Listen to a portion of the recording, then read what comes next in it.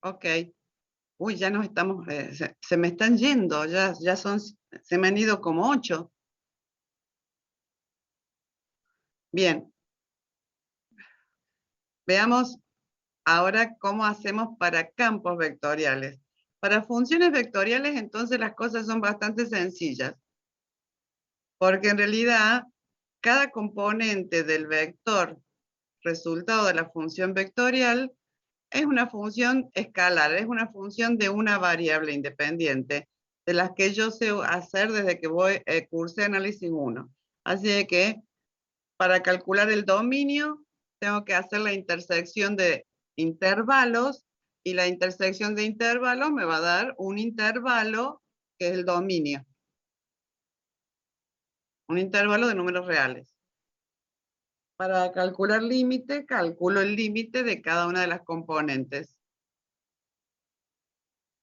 Para saber si hay continuidad en un punto, me fijo si hay continuidad en cada una de las funciones escalares que son las componentes y si el límite de la función vectorial es igual al valor de la función vectorial. Listo. Para calcular límite, le calculo límite a cada componente. Entonces, para calcular derivadas, perdón, derivo cada componente. Y para calcular integrales, integro cada componente.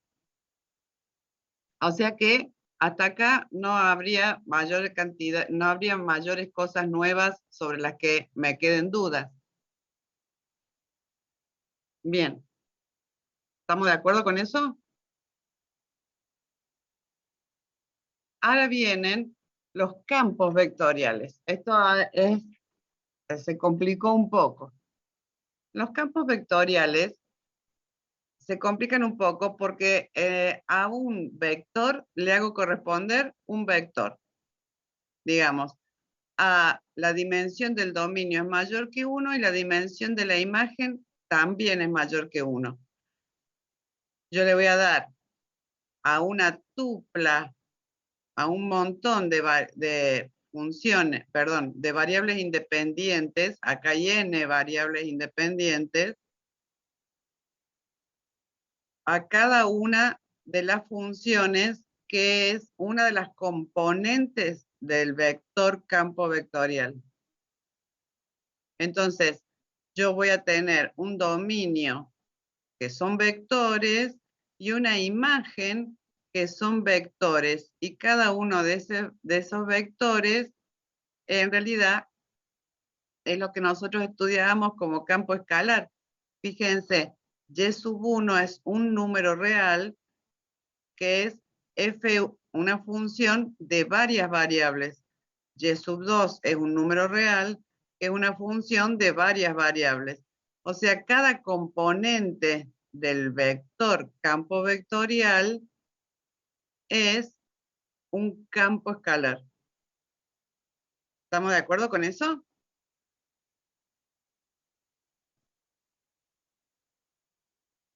Entonces, en particular, nosotros vamos a usar, porque en física son los que más se aplican, los campos vectoriales en R2 o en R3. Es decir, supongamos que tengo una región plana en R2, ¿sí? El dominio es una región plana en R2, el campo vectorial es una función que a cada punto del plano, del dominio, le hace corresponder un vector. Es como si yo tuviera muchos puntos en el dominio que son, por ejemplo, partículas sobre un plano. Y cada una de esas partículas se mueve sobre el plano, ¿sí? A cada uno le voy a aplicar un vector, que es su vector de movimiento sobre el plano. Entonces, acá yo tengo una función vectorial f que tiene dos componentes en el plano, se suelen llamar P y Q generalmente, esas dos componentes, y cada una de esas es un campo escalar. También se puede escribir así. Y eso se dice que va de R2 en R2, porque hay dos variables independientes que dan lugar a dos componentes P y Q del vector.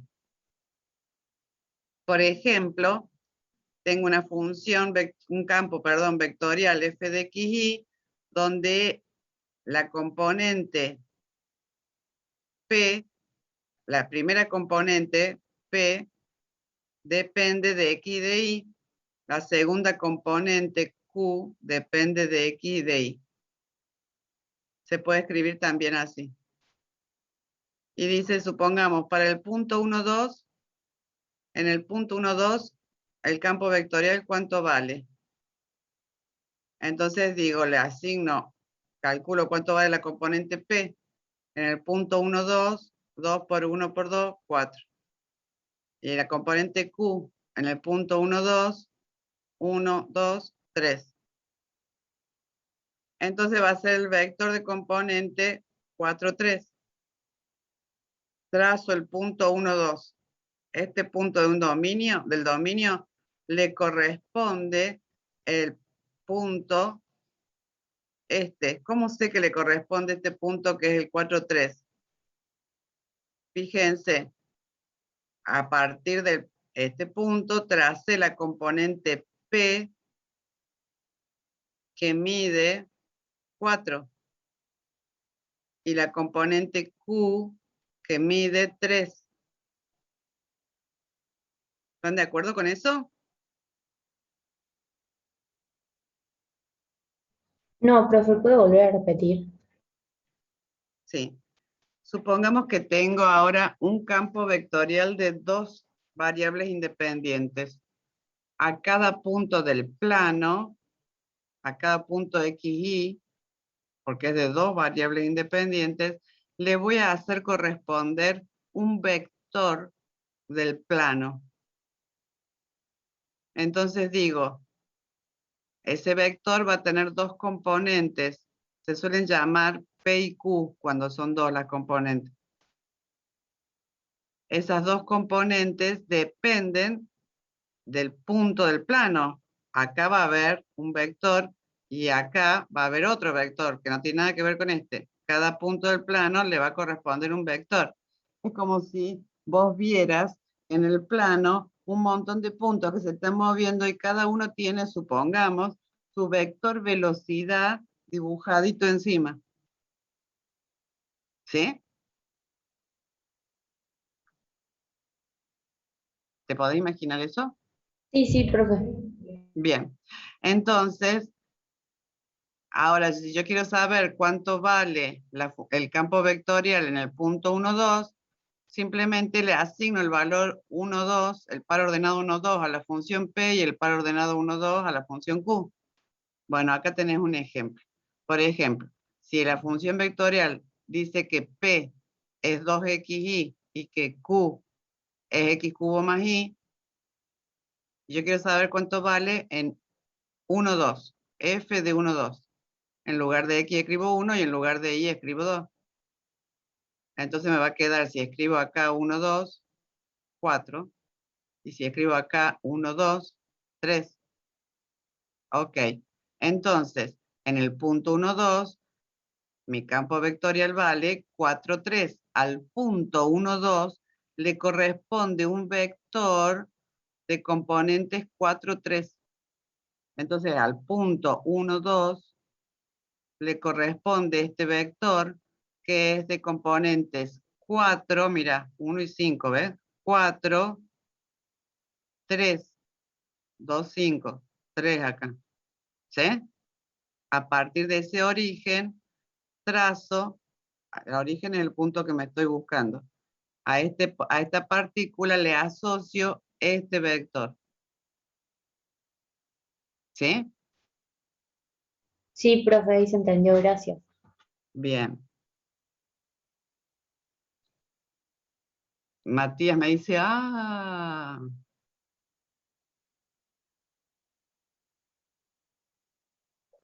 eso me hizo gracia. Bien. ¿Cómo hacemos para derivar un campo vectorial? Cuando era una función vectorial era la papa, derivo cada componente y chao. Pero ahora cada componente de mi campo vectorial es una función de muchas variables. Así que F1 tiene muchas variables, y sub 1 depende de muchas variables. Entonces voy a tener muchas derivadas parciales. Acá voy a tener la misma cantidad, muchas derivadas parciales. Cada componente de estas va a tener n derivadas parciales. ¿Están de acuerdo con eso? Ok. Acá cada una tiene n derivadas parciales. ¿Y cuántas son en total ellas? Ellas son m componentes, que cada una tiene n derivadas parciales. Ajá, entonces voy a tener n por m derivadas. Entonces ahora, cuando yo quiera hacer una derivada, me va a salir m por n derivadas parciales, que se suelen agrupar en una matriz, que ustedes ya la vieron en realidad, que se llama matriz jacobiana. Y acá tengo para la función f1 todas sus derivadas parciales, acá para la función f2 todas sus derivadas parciales, para la función última f sub m todas sus derivadas parciales. ¿Están de acuerdo? Sí, Esta profe. matriz jacobiana, si uno la mira un poco más, dice, ah, pero entonces todas las derivadas parciales de f1, esto es como si fuera un vector, cuyas todas las derivadas parciales de la función f1 son las componentes. Ah, entonces esto es nabla f sub 1, el gradiente de f sub 1, ¿se acuerdan? Y este es un vector con todas las derivadas parciales de f2. Ah, entonces este es el gradiente de f2. Y así sucesivamente, cada fila es el gradiente de esa componente, de la componente F1, F2, Fm, del campo vectorial. ¿Hasta ahí vamos? Sí, profe. Sí. Bueno, pero resulta que si hubiera una sola componente, una sola de estas funciones, se trataría de un campo escalar en vez de un campo vectorial, y el jacobiano sería el gradiente simplemente, sería una matriz fila, porque no tengo nada más que una componente, la F1. Y si se trata de una función vectorial es al revés, lo que tengo es muchas componentes, pero una sola variable independiente. Entonces sería una matriz columna. Sería solo la primera columna. Ok. Bien. Si estamos de acuerdo hasta acá, seguimos. Faltan nada más que 2 o 3 filminas y terminamos. Vamos a repasar acá lo que es gradiente, que ya lo sabemos, porque ya lo usamos al primer parcial, durante el primer cuatrimestre, cuando hablamos de derivada direccional, pero lo vamos a formalizar un poquito y vamos a definir dos funciones. Sí, ahora te lo repito, Juliana. Y vamos a definir dos operaciones para campos vectoriales que se llaman rotor y divergencia, y terminamos. Bien, vamos a repetir lo anterior primero, que me dice Juliana, si lo puedo repetir. Si en vez de ser un campo vectorial fuera un campo escalar, este jacobiano, en el campo escalar hay muchas variables independientes y una sola función. ¿Estamos de acuerdo con eso? Sí, profe. Entonces, muchas variables independientes son, en este renglón hay una sola función y muchas variables independientes. Entonces sería solamente la primera fila y todas las otras filas no estarían. Entonces eso sería para un campo escalar, este jacobiano sería simplemente una matriz fila, sí, una matriz que tiene una sola fila. Y si fuera al revés, si en vez de ser un campo escalar, fuera una función vectorial, y en las funciones vectoriales hay una sola variable independiente. Entonces, sería una sola variable independiente. Mira, en el denominador hay siempre una sola, la misma variable independiente. Pero hay muchas componentes, F1, F2, Fm, en la función vectorial. Entonces sería una matriz columna. Tendría solo la primera columna y todo lo otro no. ¿Ahora Claro, sí? entendió, profe, gracias. No, no es nada. Bien, vamos al gradiente del campo escalar, que es lo que vamos a repasar un poquito porque en realidad ya lo sabemos a esto. Pero lo vamos a formalizar. Para eso quiero que se mentalicen y vean las operaciones de otra manera. Veamos las operaciones como, como si fueran funciones, porque me parece que eso es más fácil. Supongamos que tengo un par de números enteros y a ese par de números enteros les aplico el operador cruz, como el de la suma, el operador cruz, ¿sí? Entonces digo que el operador adición, que lo represento con esa cruz, a cada par de números enteros le hace corresponder un entero, ¿sí? Lo último que explicó de derivadas. Bueno, después te digo, Luciana, no sé qué es lo último que expliqué de derivadas. Esto de la matriz campo escalar y función vectorial, esto de jacobiano. Luciana, bueno, última vez, porque ya lo repetí una vez. A ver si no se te cortajea el internet ahora. Si tengo muchas componentes en un campo vectorial, yo tengo muchas componentes, ¿ves?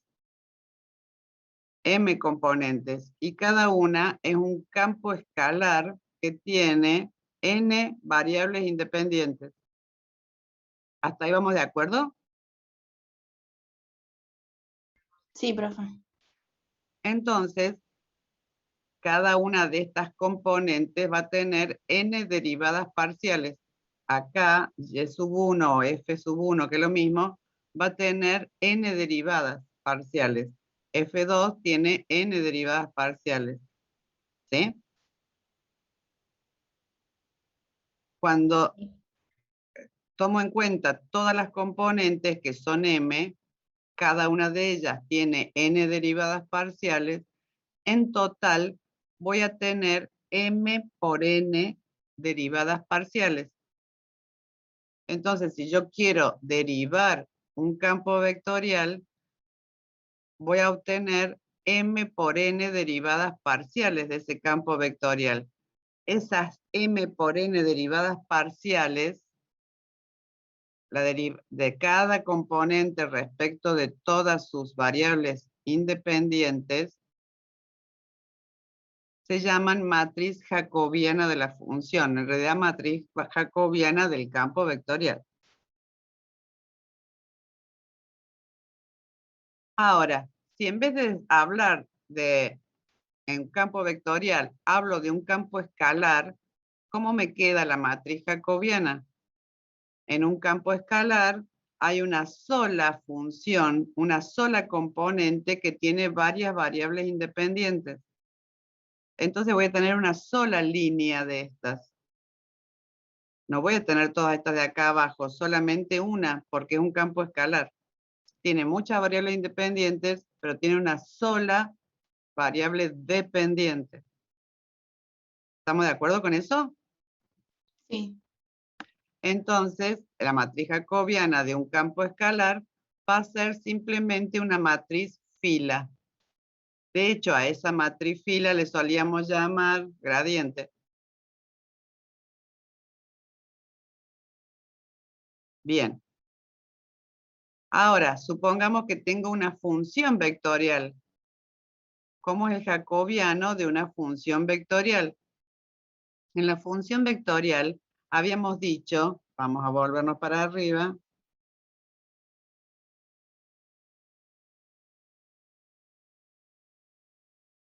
habíamos dicho que había varias componentes, pero todas dependen de una sola variable independiente.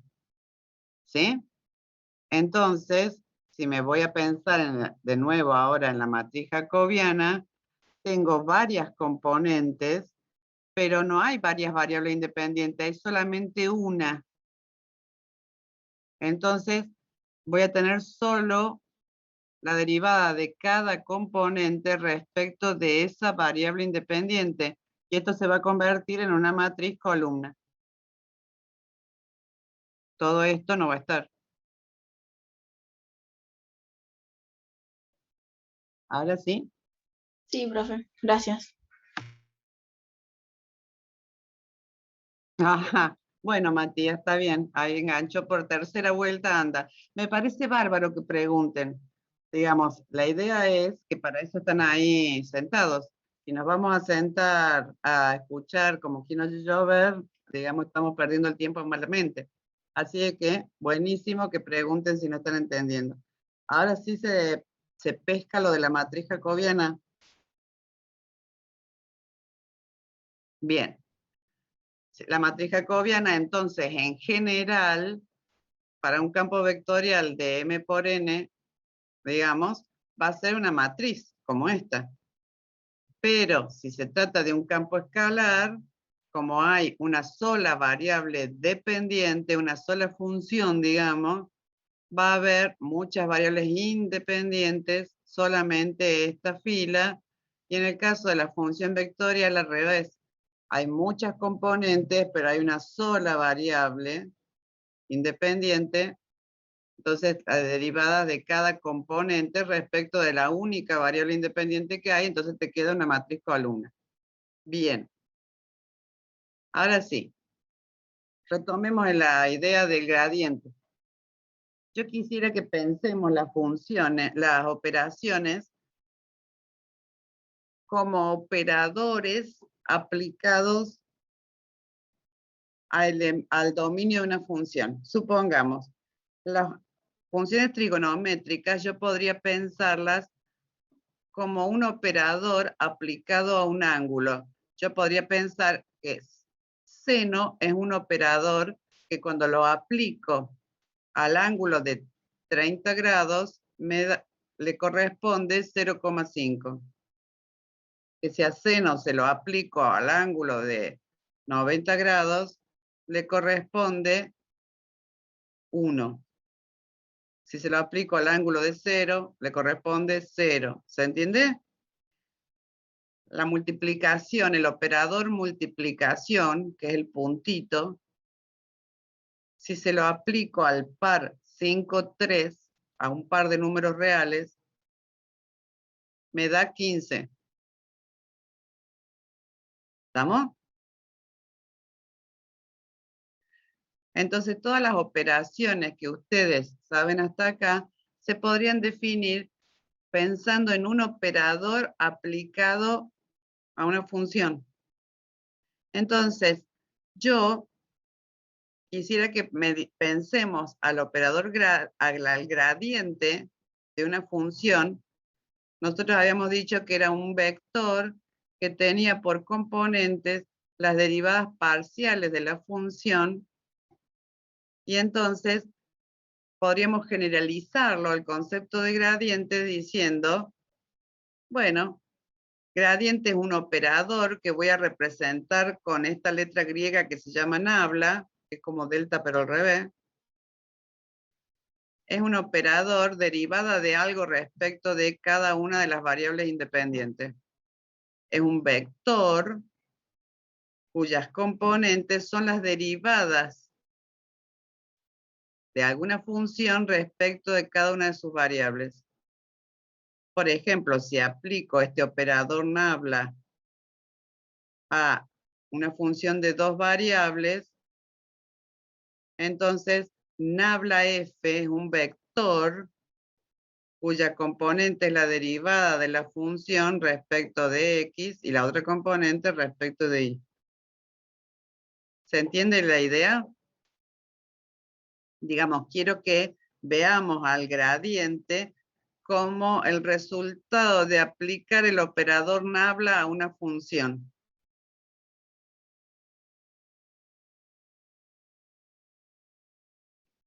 ¿Sí?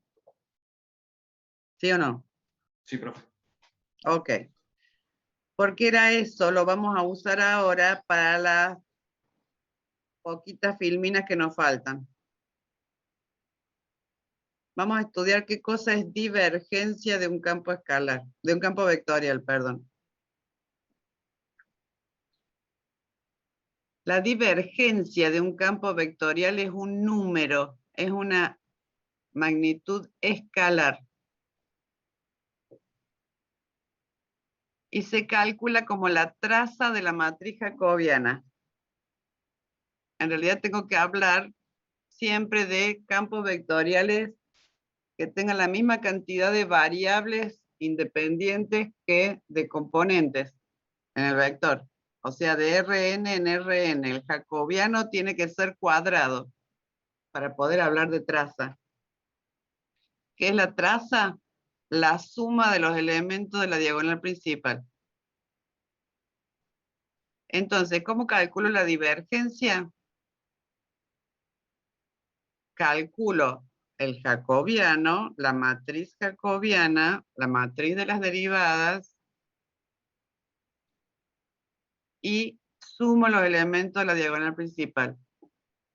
Entonces la divergencia del campo vectorial B es la derivada de B sub 1 con respecto a X más la derivada parcial de B sub 2 con respecto a Y. Me da un número. ¿Sí?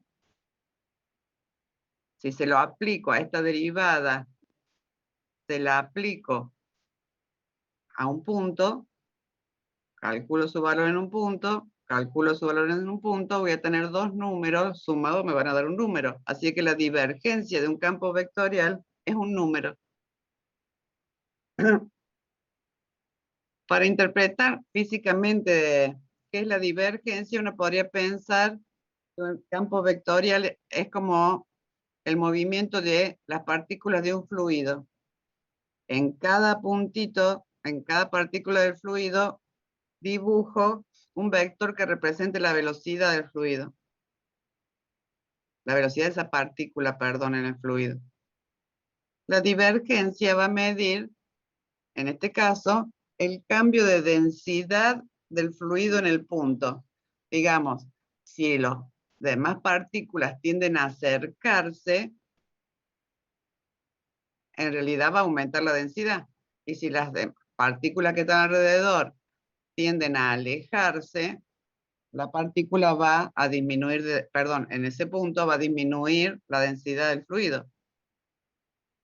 Entonces, miren, acá les hice unos dibujitos también. Ahí está. La divergencia se suele escribir, y por eso les hablaba recién del operador nabla. En vez de repetir divergencia es la traza de la matriz jacobiana, eso es correcto, también podría decir divergencia es el producto escalar entre nabla y el campo vectorial. Es decir, la suma de los productos de las componentes análogas. Producto escalar es suma de los productos de la componente análoga. Entonces, la derivada de la primera componente respecto de la primera variable independiente más la derivada de la segunda componente del vector campo respecto de la segunda variable independiente, etc. ¿Sí? ¿Hasta ahí vamos? ¿Lo puede mostrar eso, profe, después? ¿Que hagamos cálculo? Claro, un ejemplo para ver. Sí, Me sí, perdí un después de poco. esto. Sí, después de esto vamos a hacer un ejemplo. Pero hasta ahí, digamos, el checoslovaco que estoy hablando, ¿se entiende? A medias. A medias. Ok. Este vector que está acá es el vector de las derivadas parciales, ¿no es cierto? El gradiente. Componentes derivadas parciales. Y este componente son las componentes del campo vectorial. Si hago el producto escalar, estoy diciendo la derivada parcial de la primera respecto de la primera variable de este campo, primera componente. Segunda variable, derivada respecto de la segunda variable de la segunda componente de este campo. Derivada respecto de la tercera variable de la tercera componente de este campo. ¿Ahora sí? ¿Se ve Sí, por ahora qué? sí se entendió. Ah, estamos. Bueno. Lo aceptamos, me dice Matías. Sí. Está bien que lo acepte Matías porque es una definición, hay que aceptarla. Digamos, es como, a ver, Profe, definamos triángulo equilátero y va a haber que aceptar que triángulo equilátero es el que tiene los tres lados iguales, ¿viste? No es una cuestión de me gusta, no me gusta. Sí. discúlpeme, pero no entiendo la B chiquita. La B Es decir, chiquita es esto. ¿puedo volver a la diapositiva anterior? Sí.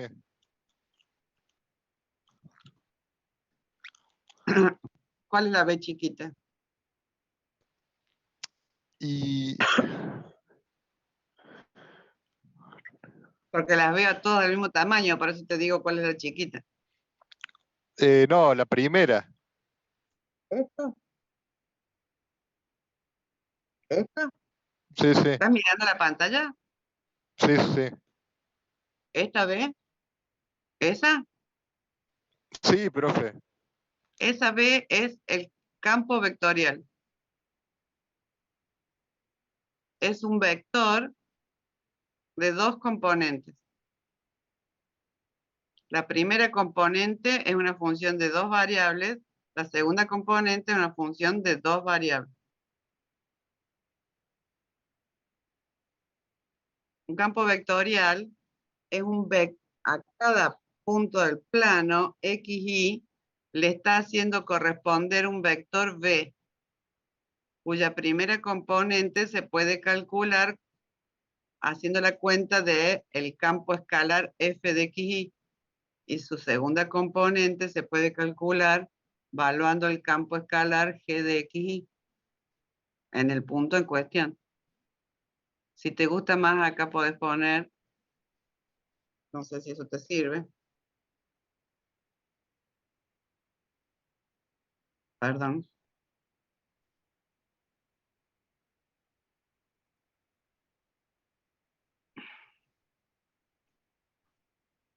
O sea, B de XY es un campo vectorial. Voy a achicar esta letra ahora porque si no...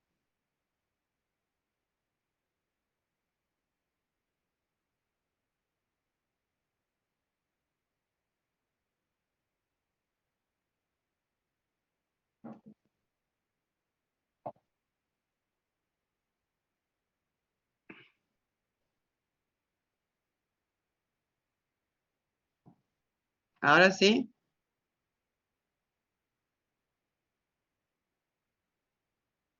Sí, profe. Pues, este archivo está subido a la V, ¿no? Sí, todo está subido a la V. Bueno, lo voy a repasar porque no entendí muy bien las partes anteriores, pero gracias, profe. Dígame qué parte no entendió porque para eso está en clase, pues. No, sí, pero lo quiero leer yo, discúlpeme. Pasa que Ah, no. bueno, ok, eso es otra cosa. Bien, volvemos a esto. Entonces, quiero calcular la divergencia e interpretar el signo en el punto. Dice, si la divergencia, o sea, cuando calculo la traza en el punto x sub 0, y sub 0, me da negativa, la densidad aumenta. El punto se comporta como un sumidero. Corresponde a un dibujito como el que tienen acá en A. Si cuando calculo la divergencia en un punto me da positiva, todos los puntos se están alejando del punto X sub 0, Y sub 0, que es el central. Entonces la densidad en el punto disminuye. Fíjense que es al revés que el signo, ¿no? Si es negativa, la densidad en el punto aumenta.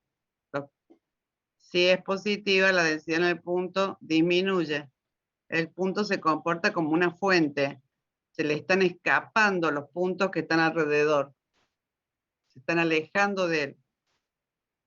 Si la divergencia da 0, el fluido ni se está comprimiendo, digamos, no está aumentando de densidad, ni se está expandiendo, no está disminuyendo de densidad. Simplemente los puntos cercanos a X sub 0, Y sub 0, en realidad como que lo atraviesan tipo el agua de un río. Por ejemplo, ¿para qué se Profe, usaría? antes le puedo hacer una pregunta. En Diga. la diapositiva anterior había puesto que la divergencia era la traza. Ahí está, esa diapositiva. Sí, ahí. Que la Ujú, divergencia era la traza. ujú. Y en la que sigue, que la divergencia también es, o sea, se puede calcular de dos maneras, eso sería. Es que la traza es como el producto escalar, digamos. Decir la traza, fíjate lo que es la traza. Esta es la traza de esta matriz. ¿Ves la traza? Sí, O sea, ¿estás viendo la pantalla? sí, Bien. Esto es la traza, ¿estamos de acuerdo con eso? sí, sí. Bien. Fíjate que esto pareciera que fuera la derivada con respecto a X y la derivada con respecto a Y como si fuera un vector. ¿De quién? Fíjate, derivada con respecto a X y derivada con respecto a Y de algo. ¿De qué vector? De las componentes 1 y 2 del campo vectorial. Así que esta suma parece ser el producto escalar de nabla, que es el vector de las derivadas parciales por el campo vectorial, las componentes del campo vectorial. Mm. Puedo interpretar que la traza es lo mismo que decir nabla escalar campo vectorial. ¿Y qué es nabla escalar campo vectorial? La derivada con respecto a X de la primera componente que es B sub 1, más la derivada con respecto a Y de la segunda componente que es B sub 2. Eso es lo que te escribí ahí. Decir que la divergencia de un campo vectorial es la traza de la matriz jacobiana es lo mismo que decir que la divergencia de un campo vectorial es el producto escalar entre nabla y el vector campo. ¿Ahora sí? Sí, ahí entendí, profe. Ok. Es como si fuera la definición en símbolos y la otra la definición más formal. ¿Qué ventaja tiene hacer esto? Que esto es mucho más cortito. Si vos te querés hacer la traza, vas a tener que escribir toda la matriz jacobiana. Tenés que escribir, si estos fueran 5 variables, 5 componentes, cada una de 5 variables, la matriz jacobiana es de 5 por 5, no te conviene. En cambio, si vos escribís esto, es más cortito que escribir esta suma, 5 términos. Es nada más que una forma más cortita de representarlo. En símbolos, esto es lo mismo que decir la traza. Hagamos un ejemplo. Para que vean que esto es más, esto les conflictúa un poco porque es nuevo, pero en realidad es bastante sencillito, porque como van a ver, los ejercicios son muy sencillitos. Acá les pongo que además de aplicar el estudio de fluidos, también hay otros contextos en donde se utiliza bastante la divergencia. Por ejemplo, cuando uno piensa en partículas cargadas en un campo eléctrico. Entonces esas partículas se pueden estar repeliendo o atrayendo y acercarse, entonces, o alejarse, y para eso la divergencia es bastante aplicable. Bueno, supongamos que tengo un campo vectorial. El campo B de XY tiene por componente, primera componente, que le solíamos llamar P, X cuadrado menos Y cuadrado, y segunda componente 2XY. Y se calcule la divergencia y de acuerdo a lo que le dé, analice el comportamiento de la densidad en el punto 1, 2. Para calcular la divergencia, tengo que calcular el gradiente escalar el campo vectorial. Es decir, la derivada de la primera componente respecto de la primera variable independiente. Es decir, la derivada de esto respecto de X. 2X. Más la derivada de la segunda componente respecto de la segunda variable independiente. O sea, la derivada de esto respecto de Y. 2X de nuevo. 2X, 2X, 4X. Pero yo la quiero en el punto 1, 2. En el punto 1, 2, la partícula que se encuentra en el punto 1, 2, las que están alrededor, ¿se le acercan o se le alejan o qué pasa? Entonces, tengo una partícula en el punto 1, 2, la evalúo el 4X en el punto 1, 2, me va a dar 4, me da positivo. Entonces, en el punto 1, 2, miro mi dibujito, ¿ven? Me da positivo. En el punto 1, 2, la cosa se comporta como si fuera una fuente. La densidad va disminuyendo. Los puntos que están cercanos a él se le están alejando. ¿Estamos de acuerdo con eso? Sí, profe. Ok. Ahora vamos con este otro campo vectorial, otro ejemplo. Tengo un campo vectorial ahora de 3 componentes. Entonces quiero calcular la divergencia. Derivo la primera componente del campo respecto de X, la segunda componente del campo respecto de Y, la tercera componente del campo respecto de Z. Eso es calcular nabla escalar B, o sea, la traza, que es lo mismo.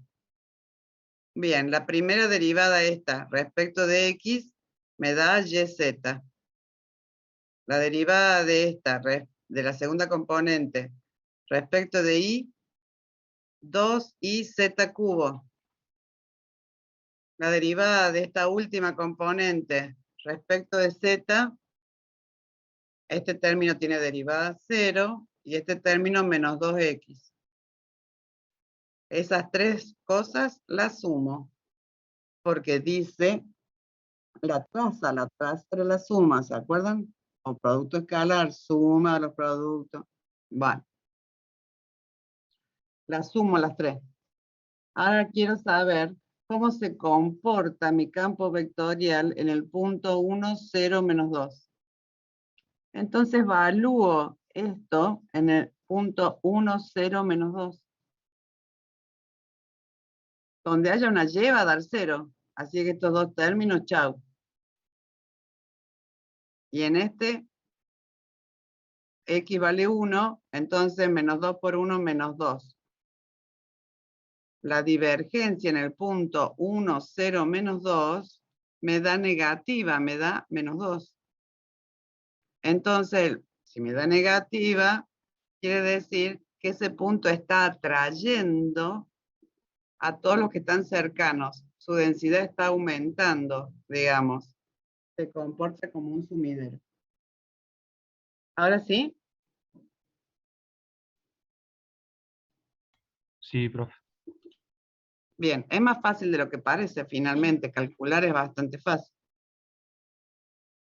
Y ahora viene el último, últimas dos filminas, último tema del día. Rotor o rotacional de un campo vectorial. Para los campos vectoriales, entonces, aprendimos a derivarlos, que era con la matriz jacobiana. Aprendimos que el gradiente en realidad se puede manejar como un operador derivadas parciales. Y aprendimos la operación divergencia y ahora a calcular la divergencia y ahora a calcular el rotacional o el rotor. ¿Cómo vamos a hacer para calcular el rotor? El rotor es una magnitud vectorial, no es una magnitud escalar como la divergencia. No da un número, da por resultado un vector. Y se calcula como un producto vectorial entre nabla y el campo vectorial. Antes acá decía producto punto, ¿se acuerdan? Ahora dice producto por, que es el producto vectorial. Entonces, si yo tuviera que calcular este producto vectorial para el caso de 3 componentes, hago lo que me enseñaron a hacer en álgebra para hacer un producto vectorial. Pongo IJK, que son los versores del vector que me va a dar por resultado el producto vectorial. Acá construyo en el determinante las componentes del primer vector, derivada con respecto a X, con respecto a Y, con respecto a Z, y ahora las componentes del segundo vector, es decir, B sub 1, B sub 2 y B sub 3. Ustedes se pueden acordar de memoria si quieren de esta fórmula. A mí me parece muy loco querer acordarse de esto de memoria, así que yo prefiero escribirlo así, que en realidad es como un truquito, digamos, para tenerlo más fácil, porque esto no tiene derivada de qué, es un operador, no es un vector. Acá deberían ir los dos vectores, y esto en realidad es un operador. Pero me parece que es más fácil acordárselo así. Entonces les digo, mi producto vectorial va a ser un vector cuya componente Y se va a calcular como si sacara esta fila y esta columna, derivada con respecto a Y de B sub 3 menos derivada con respecto a Z de B sub 2. Ahí está. Menos ahora la componente J. ¿Cómo voy a calcular la componente J? Saco la fila de la primera y la segunda columna y digo, derivada con respecto a X de B sub 3 menos derivada con respecto a Z de B sub 1. Por último, la componente K, saco la fila 1, columna 3, me va a quedar derivada con respecto a X de B sub 2 menos derivada con respecto a Y de B sub 1. Y ese es el vector que estoy calculando como rotor. El rotor mide la tendencia del campo vectorial a rotar alrededor de un punto. ¿Hasta ahí vamos bien?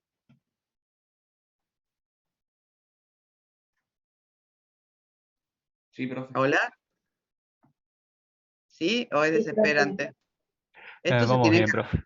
se tiene que acordar de álgebra un poco, pero bueno. Bien. ¿Otra vez Matías me lo acepta o es la vez pasada que me lo aceptaba? Bien. Por último,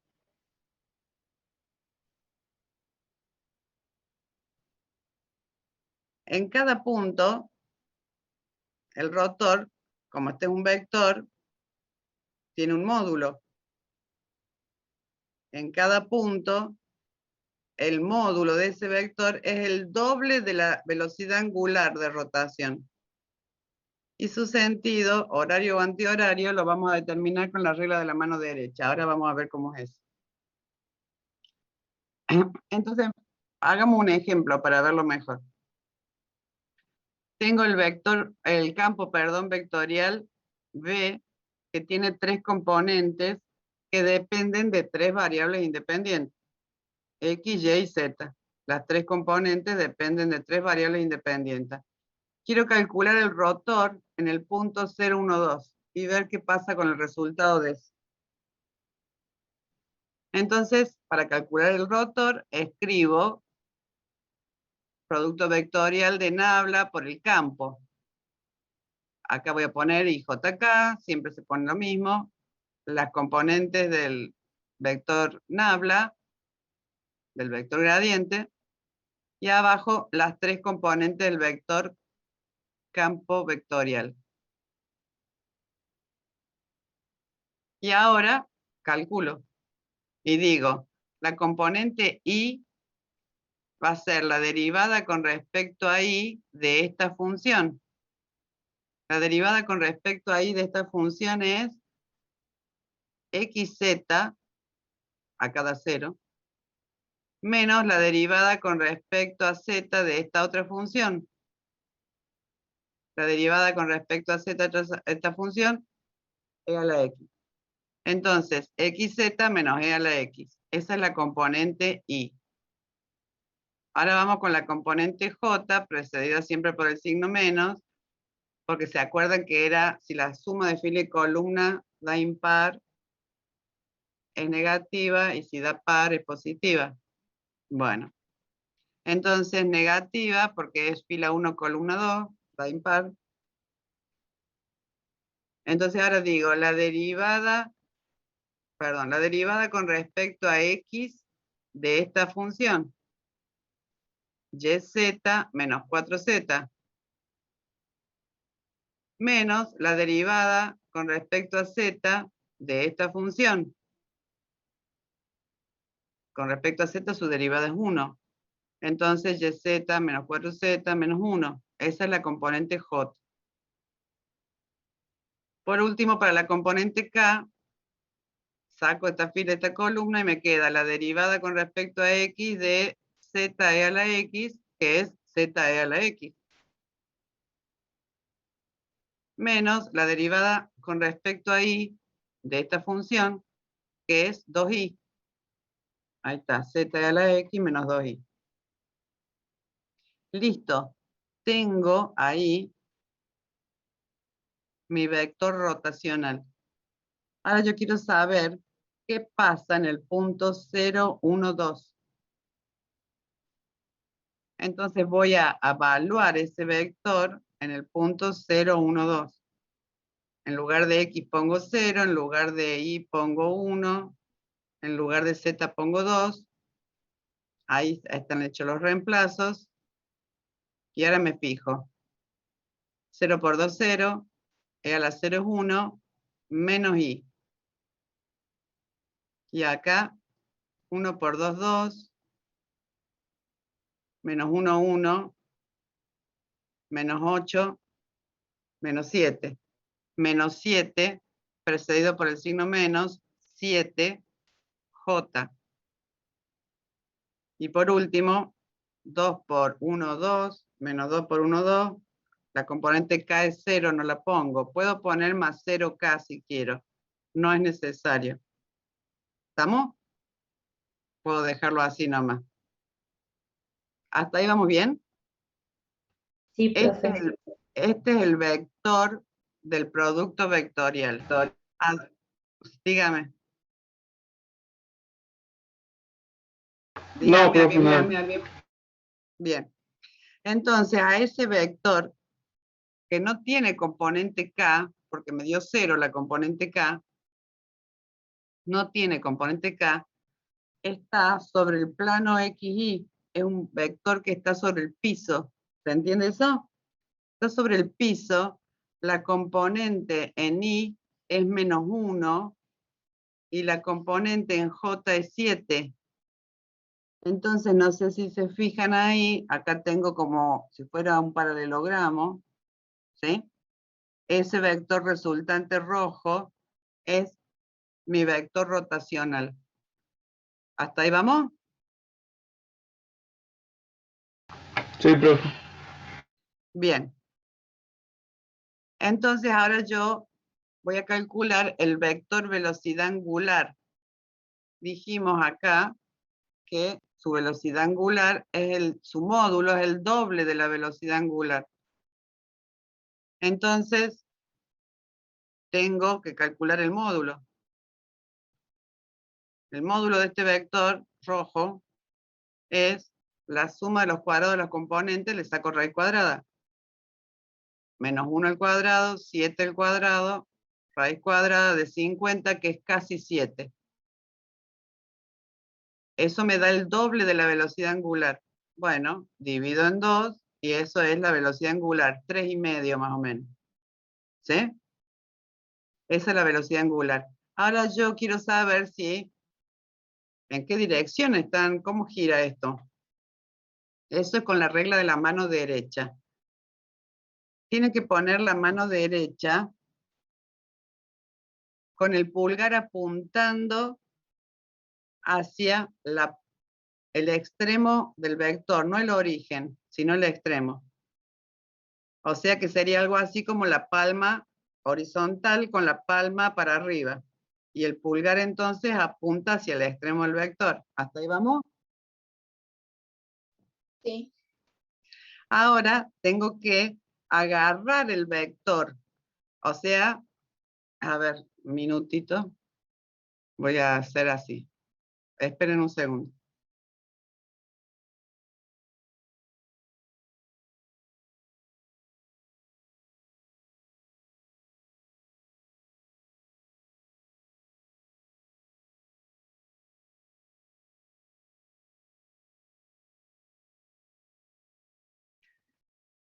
O sea, tengo el vector. ¿Me están viendo ahí en la pantalla?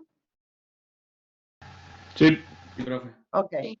Pongo la mano así porque tengo que poner mi pulgar apuntando hacia el extremo del vector. Y ahora tengo que agarrarlo al vector. ¿Ven? Lo agarro. Agarro el vector con mi pulgar, con la mano derecha, con mi pulgar apuntando hacia su extremo. Y me fijo cómo se mueven mis dedos, mis restantes dedos, no el pulgar. Y digo, mis restantes dedos, si los miro desde acá, se mueven en sentido antihorario. ¿Sí? ¿Hasta ahí estamos de acuerdo? ¿No sería horario, profe? Y si lo miras, pones tu ojo mirando de acá hacia allá y se van a mover. Sí. Bueno, ok. Entonces, ese es el sentido de rotación, digamos. ¿Sí? Ahora volvamos a lo que estamos. Entonces, imaginen, ahí tienen hecho así un circulito, ¿ven? De cómo se mueve. ¡Wow! Tienen un circulito rojo. ¿Se ve o no se ve? Sí, se ve. Ok. Entonces ahí dice rota en un plano vertical porque la componente K es nula, con un eje de rotación que casi coincide con Y', es muy poquito lo que se desvía porque piensen que esta componente vale 1 y esto 7. Ese angulito es muy chiquito.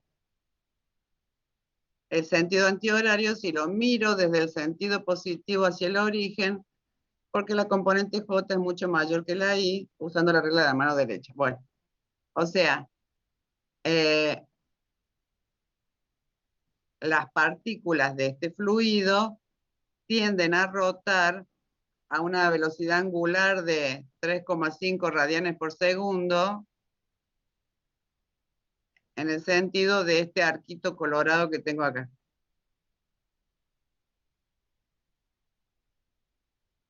Bien, eso sería todo.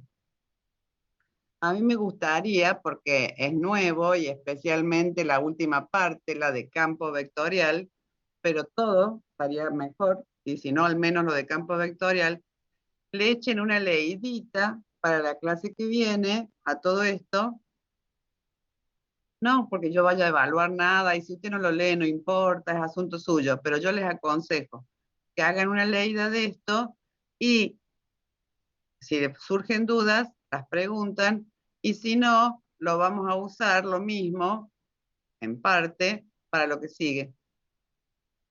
A ver, dígame, Antonella. Integrales de funciones vectoriales. Vamos a la filmina.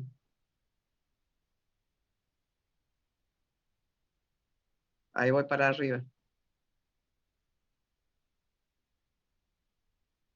Campo, un poquito antes todavía. Acá. No, no, eso te lo doy yo. Yo te digo calcular la integral entre tal y tal cosa.